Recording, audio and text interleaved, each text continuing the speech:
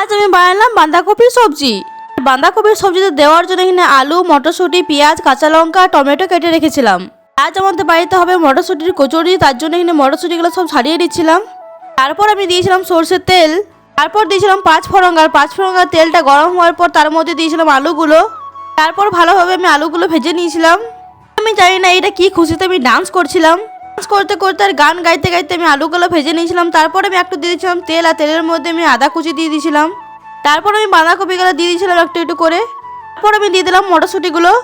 তারপর দিয়েছিলাম কিছুগুলো কাঁচা লঙ্কা।